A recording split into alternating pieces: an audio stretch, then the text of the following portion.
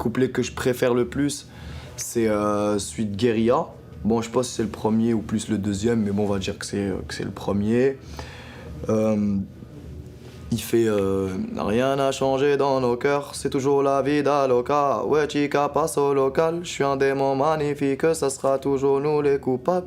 Coupables d'être africains, coupables comme Kadhafi ou comme Nelson Mandela. Maman, c'est le moment, même on a trop souffert. Mais allez, c'était écrit qu'on devait souffrir plus que les autres. Mais les autres et leurs fils, ils nous ont tout pris. Donc moi je vais voler chez les riches comme mon frère Pachi. La la la la. Je chante l'amour au milieu de cette guérilla, parce que je t'aimerai pour toujours mon Algérie. Je chante l'amour au milieu de cette guérilla. Ils veulent pas la paix parce qu'ils connaissent pas la guérilla. Voilà. Voilà famille, c'est Sou King et c'est un gros big up à Montreality. Thanks.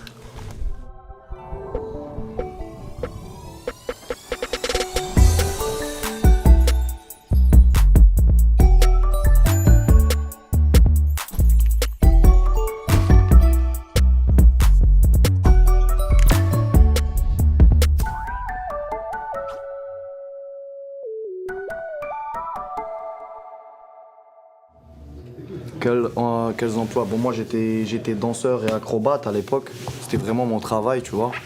Je bossais dans une compagnie. J'ai arrêté l'école un peu jeune. J'avais quoi, 17 ans, je crois, 17-18 ans. J'ai arrêté l'école pour l'art. J'ai continué dans l'art. Je fais de la danse, des acrobaties. Je travaille dans des compagnies, comme je te disais. J'ai fait même des petites réalisations en tant que cascadeur. Et puis voilà. J'ai fait beaucoup d'arts martiaux aussi. D'ailleurs, mes parents, pendant un long moment, ils n'étaient pas au courant bah, pour eux, j'allais à l'école et tout, tu vois. Alors que moi, je séchais les cours pour aller au casting, au truc et tout. Donc pendant un long moment, mes parents ne savaient pas que j'étais acrobate, danseur, ne savaient même pas que j'étais artiste, tu vois, à un certain moment. Après, petit à petit, bah, ils ont su, je leur ai dit la vérité. J'aime pas mentir à mes parents, tu vois. Je finis par leur dire la vérité, je finis par leur dire voilà. J'ai choisi d'être un artiste, un danseur, un acrobate, j'ai choisi ce truc-là, en sachant qu'en Algérie, à l'époque, voilà, c'était pas forcément un réel travail, tu vois. Mais voilà, donc moi j'étais décidé et je voyais un peu loin, tu vois, je voyais loin dans ce que je voulais faire.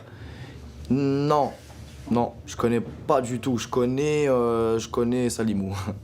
Salimou qui est là, première partie, j'aime bien ce qu'il fait, j'ai écouté et tout, mais franchement, j'ai jamais écouté. Après, je connais Roy Enoch, Tintin. Mais non, je connais pas. Désolé, voilà. D'accord, bah grosse force à toi, Elima, frérot, on est ensemble. J'irai écouter ce que tu fais. Et si un jour on se croise, bah voilà. Romantique? Waouh, attends.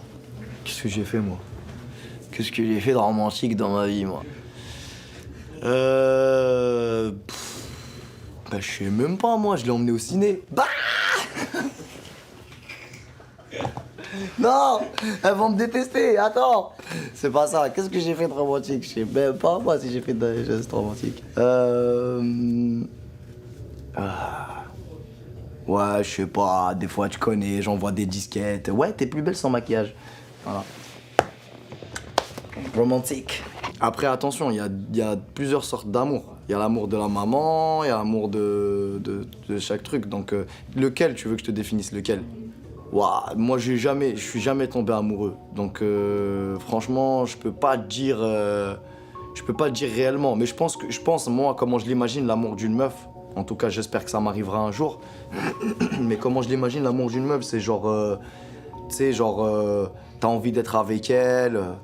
Genre, t'as vraiment, genre, quand t'es pas avec elle, tu l'appelles, tu cherches elle est où, tu veux être avec elle, tu te sens bien quand t'es avec elle, la vie elle est belle, genre ouais tout est bien et tout. Je pense que c'est ça. Hein. Après je sais pas. Et c'est un sentiment fort. Je pense que c'est un truc où, parce que moi bon, dans toutes les relations que j'ai eues, c'était un truc où genre, voilà à la fin. Mon téléphone il sonne, je vois son blast, je dis bah vas-y elle, qu'est-ce qu'elle va encore me dire? Donc si c'est ça, c'est pas de l'amour ça. Tu vois? Donc je pense que pour moi je pense que l'amour c'est ça. Après peut-être je me trompe parce que je l'ai jamais eu cet amour-là. Donc voilà, c'est ça ma définition. De tous les temps, alors il y en a deux. Après, je peux pas.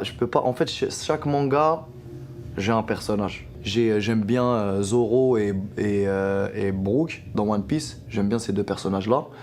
J'aime bien Itachi et Madara dans Naruto.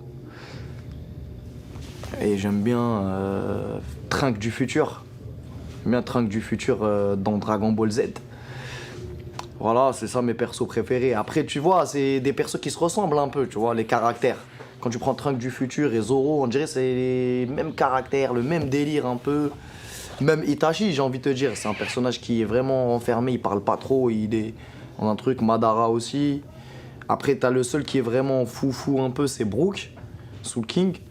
Je l'aime bien parce que je sais pas, je trouve l'idée du personnage, je l'ai kiffé direct, en fait, je l'ai kiffé tout de suite. Et puis voilà. Mais je dirais peut-être, genre celui que je préfère, allez, pour le respect des anciens, c'est le respect à Dragon Ball Z, je vais dire Trunks du futur. Voilà, pour le respect des anciens. Bah en fait, Brook, pourquoi moi j'ai kiffé Brook? Parce que en regardant One Piece, tu sais, au début, j'avais pas bien capté. J'avais pas bien compris. Je me disais, ouais, c'est quoi? Il a une malédiction. Pourquoi c'est un squelette comme ça? Au début, je croyais que c'était une sorcière. Elle avait jeté une malédiction, un truc bizarre comme ça. Mais en fait, non, lui, il a mangé un fruit du démon, tu vois. Les fruits du démon dans One Piece. C'est des fruits qui te donnent certains pouvoirs. Chacun, ça donne un pouvoir à chaque personnage, tu vois. Et déjà, ce que je trouvais moi, genre, original, c'était que lui, en fait, il a mangé un fruit du démon qui fait que, genre, il meurt pas, ça reste un squelette, en fait. Déjà, ça, je trouvais ça archi original. Même la découverte de Brook, quand il se bat contre lui-même, mais en mode samouraï, c'était un délire. Et genre, après, il te raconte son histoire, qu'à un moment, il devient artiste, il perce dans la musique. Tac, tu vois, c'est un délire. Et comme je te disais, c'est son côté loufoque aussi. Il aime trop les meufs, il aime trop rigoler, il s'en fout. Et c'est un brave aussi, tu vois. Quand il va à la bagarre contre Big Mom alors qu'elle fait 6 fois sa taille, truc, c'est un brave. Et vas-y, j'aime bien, voilà, j'aime bien, il chante aussi, ses mélodies, ses trucs, j'aime bien.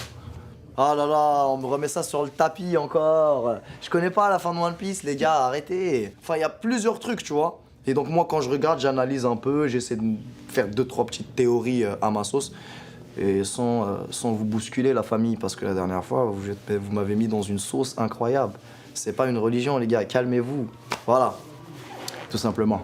Voilà, bah, mon message pour la jeunesse. Ce que moi, je peux dire par rapport à mon expérience pour la jeunesse, c'est croire en ses rêves.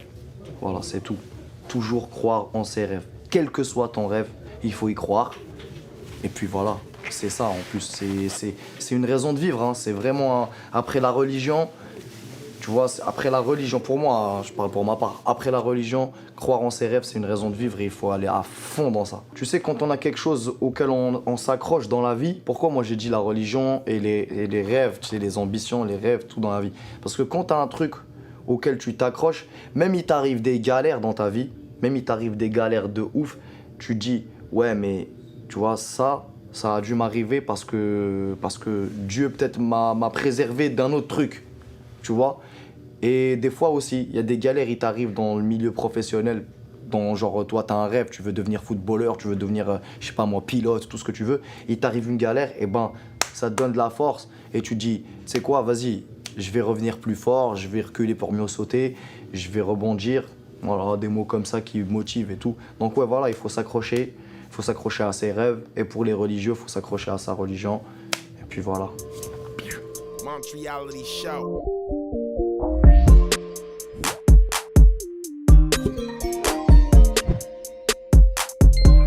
Bah, il faudrait que je revienne ici déjà en été. Ouais. Sérieusement, faudrait que je revienne ici. Après, les États-Unis, c'est un monde que j'ai jamais vu. C'est un truc de ouf, j'ai grave envie d'y aller. Juste là, je vois, tu vois, ça ressemble un peu aux États-Unis, tu vois. C'est anglophone, c'est. Je pète un câble. Les grandes routes, larges comme ça, boulevard, laisse tomber. Que des grosses voitures. On fait pitié avec nos Smart, nous, à Paname. Les Fiat 500, là. On fait pitié.